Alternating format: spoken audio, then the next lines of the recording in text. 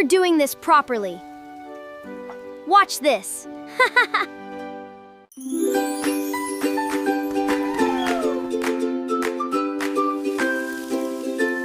Yay! Tiny Chef Universe!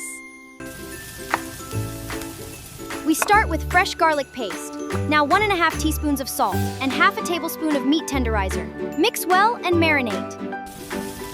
Thick yogurt and fresh cream. Toss in some green chili paste, followed by our aromatic ground spices.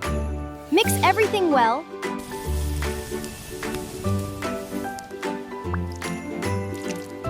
Add a pinch of nutmeg and let's thread them onto wooden skewers.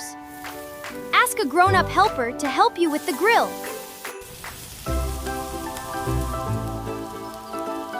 Flip them over when they turn golden brown. Now these are ready to serve.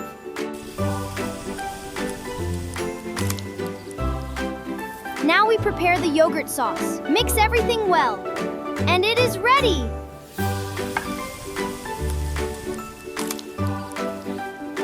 Tell me your favorite topping. Subscribe for more delicious recipes.